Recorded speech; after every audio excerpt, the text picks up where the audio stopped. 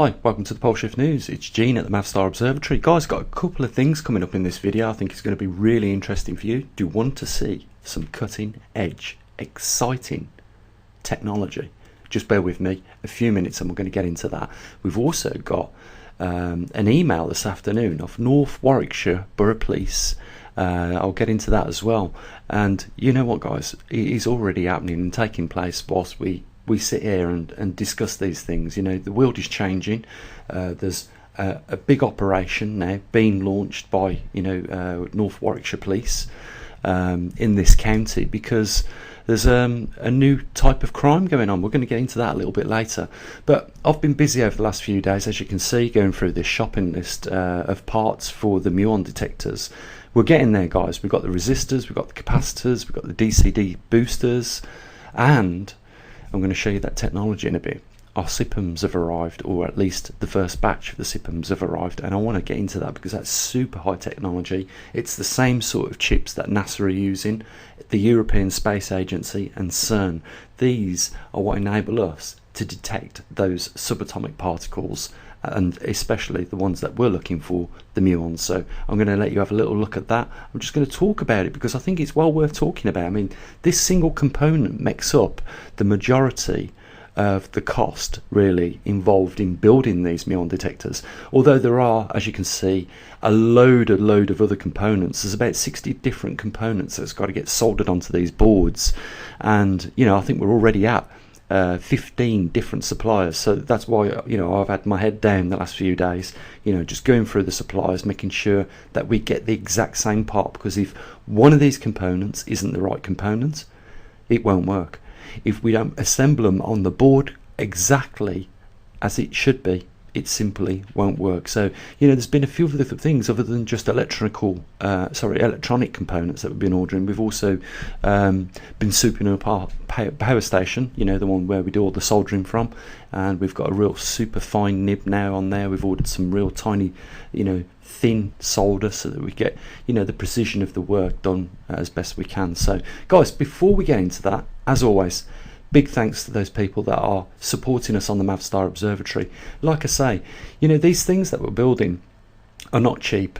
MIT said or made the statement that they could be made for around $100. I can tell you now, the SIPM and the Synculator alone have cost over $100.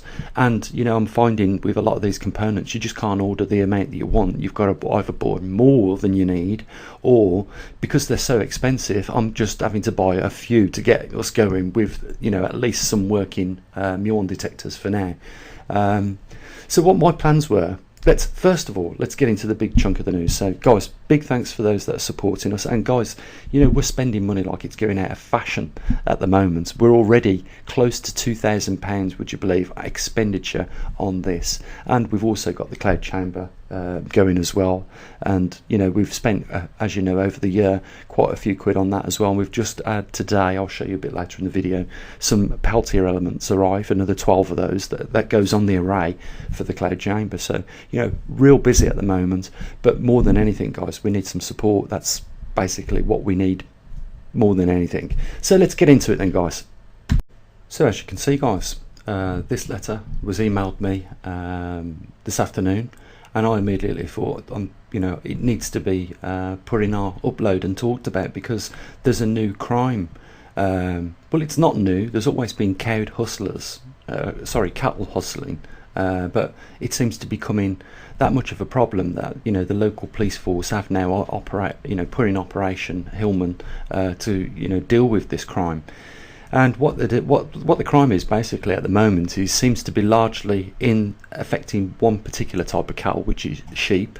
But I have heard, and it's like I say, it's not new, but I've heard of people going onto farm fields now, laying down plastic sheets and slaughtering the cow, and leaving all the stuff that's not usable, but just taking the most valuable parts of the cow off the field and leaving a complete mess. And obviously you know, a dent in the farmer's pocket. But this is what we're going to start seeing more of globally, guys. This is just the start. I mean, it's got to the point where they've had to launch an operation now to combat the crime. What's happening is people are going onto the fields, they're stealing the sheep, and they're also slaughtering the sheep on the fields as well. And just like I said with the cows, they're doing it with the sheep now. So, you know, this is going to become more frequent. We're just starting to see all these cracks in our society really open up, and this is a big one, guys, because when people start doing this, they are resorting to desperate measures. If they get caught doing this, they're going to end up in jail for sure. But it's got to a point in this county of Warwickshire, where I live in central England, to the point where, you know, the police have now had to launch an operation to combat it. You know, guys, it's going to get worse than this, much worse than this. And, you know, you are going to hear soon, right, people breaking into other people's houses, if you haven't already, to steal food. You know, it's getting worse in the UK. You know, every time I either go to Birmingham, which I don't live too far away, which is a city, or Coventry, there are more and more homeless people lying on the streets with just a duvet or a blanket thrown over them. And I could not believe this, guys. The other day I was in Coventry, and there was a guy who had managed to find a mattress, and at either side of the mattress, this is what shocked me, there was two bedside cabinets that you'd have in your bedroom, and he was sitting there in a car park lot, just reading a book on his mattress. You know, it's getting real, guys. My partner brings me up most of the day, most of the times, every day, you know, around about the same time when she's on her lunch. And they had a woman that was very well dressed today go into the store and just clear the whole of the shelf of Lancôme products and put them into her bag and walk out. And they said, you know, to look at this woman, you would not think she was a crook or a thief. She said she was very well dressed, and it's not the first time this woman's been into the shop. You know, she's been in there a few times, and they reckon the losses now are about £5,000 of goods worth, you know, just being swiped in one fell swoop. How much can these companies stand to lose at that rate? Think about it, guys. We're getting close. We're getting very close. And you know what seems to be the target more than just Lancôme products? I can guarantee you that. It is food. And you know, with them stealing cattle, they're going to put farms out of business. It's going to, you know, it's going to put big shops out of business. You know, we're living in a time where we're all seeing this happen. If you open your eyes to it, you'll see what's going on. You can know that these aren't the same times that we was in 10 years ago. Things are changing in our society, and we know that food is going to be a scarcity in the not too distant future, as well as all the other things that are affecting the food production. You know, we can see exactly what people are going to do. You know, I've mentioned it a few times, guys. If you go back to 1940s, during the Second World War in Russia, with the blockade, which is now called St. Petersburg, but I believe it was Stalingrad at the time. You know, they arrested in that time period over 2,000 people for cannibalism. That was the level that they had got to. And not only had they arrested 2,000 people in a year for cannibalism, over 100,000 people had actually died as a result of fighting over,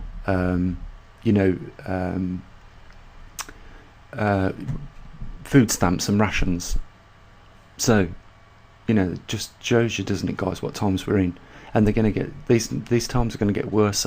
I said only in a few videos ago that people were getting a bit upset about the fact, you know, that the fish were disappearing out the freshwater lakes over here in the UK, and it was down to a particular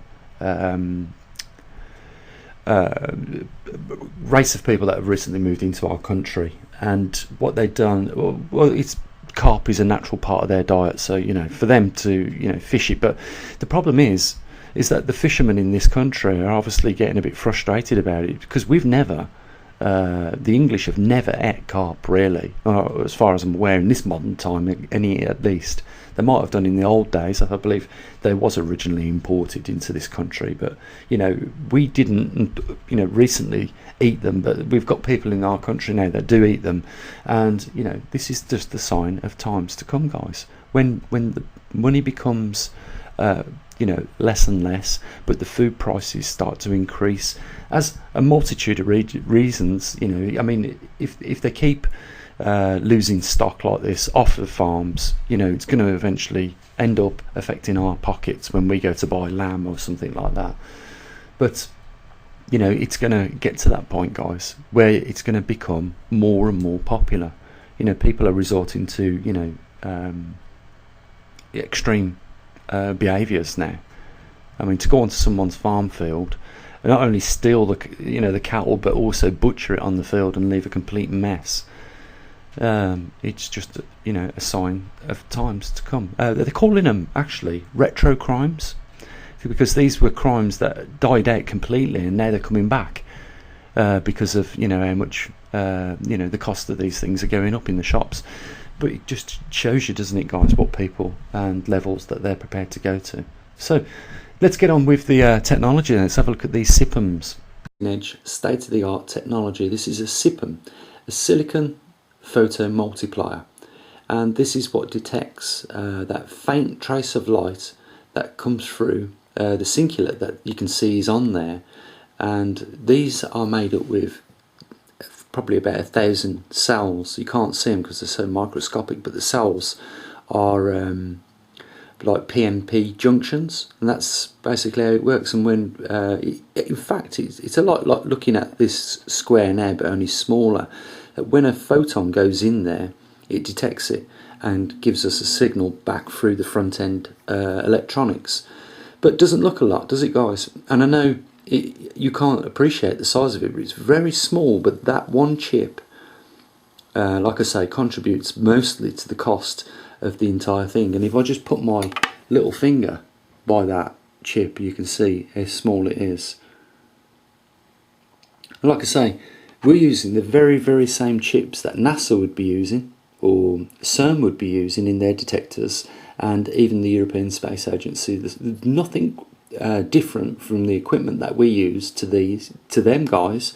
It's just that the only thing is we're on a very small budget. So that SIPM gets soldered onto this part of the PCB, which is the actual sensing part of the whole thing. So you can see how small it is, but trust me, that there, what you're looking at there is about I don't know, about £88 I think it was. Just show you the back of it. You've got to be very careful with them. So this gets soldered onto those 2 points there, as you can see, the SIPM, and then this singulate, so that would go on there.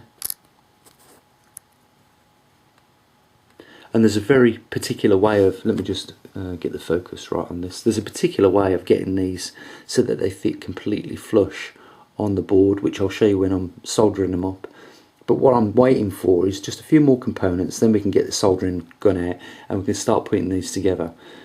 And then the singulate would go over the top of the SIPM with a bit of optical grease or optical gel, and just slowly be screwed down. And what we've got to be careful of at this point is that we don't over tighten these screws, otherwise we're going to crack the SIPM, and that is, you know, going to cost us if we do that. So we've got to be very careful. And then there's a couple of resistors that's got to be soldered on the back of this you know, on this printed circuit board, and then it has a connector which goes on. It's a 6-pin connector which comes off the back of that PCB board and goes onto this one, and it just plugs into there on the board. But before that, we've got to wrap it in black electrical tape to keep out as much light as possible. It gets wrapped in foil first, tin foil, and then it gets wrapped in black electrical tape. And the idea of that is to keep as much of the light out as possible, because what will happen is when an electron or a muon goes into this singulate block, which is crystal, it's not plastic.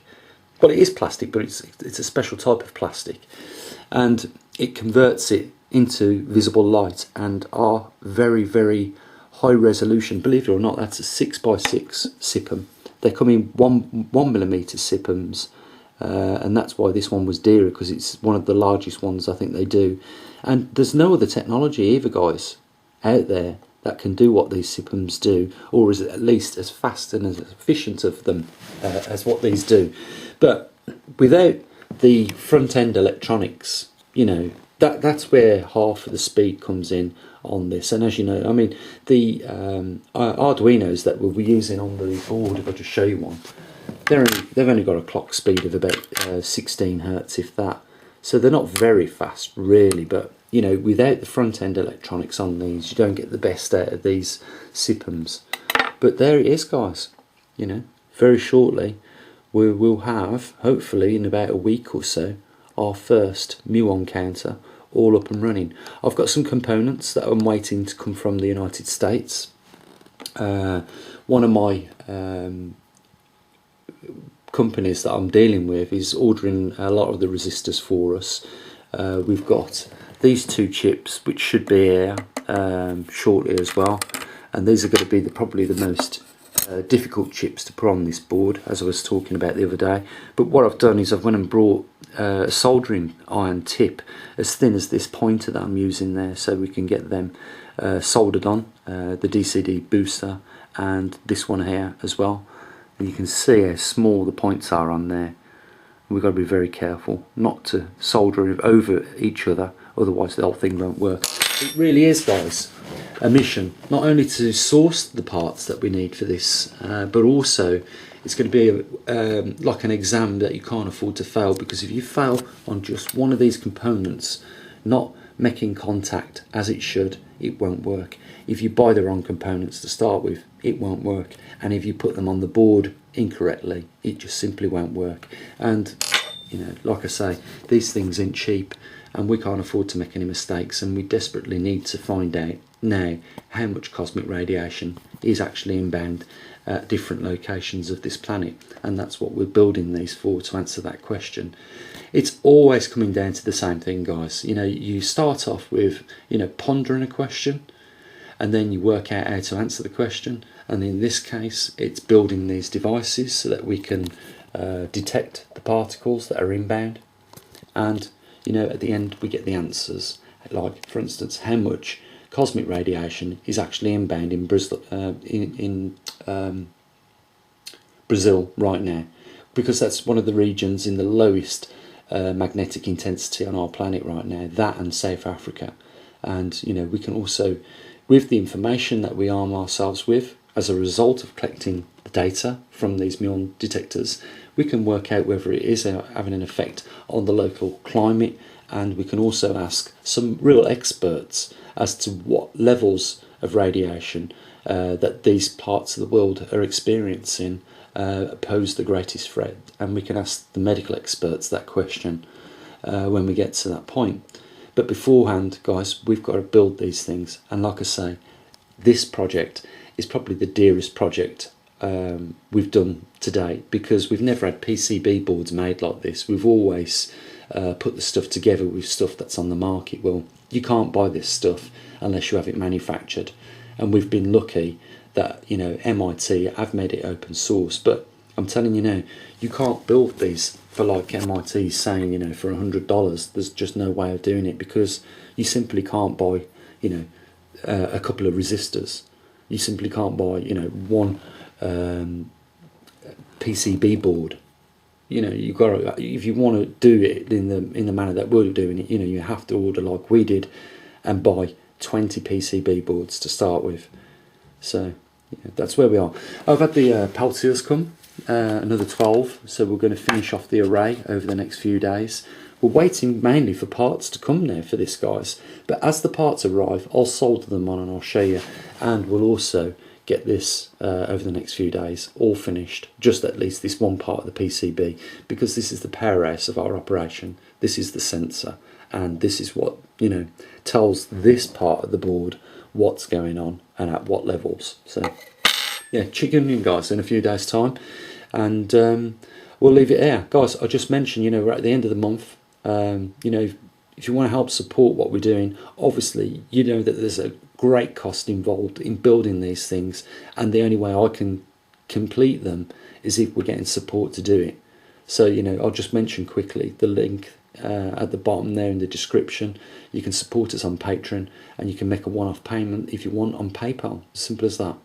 But you know, the main thing is that we get support, because these are going to be going around the world. Hopefully over the next month we'll have them finished and they will be going around the world, and at that point we can answer the question we set out to explore how much radiation is out there.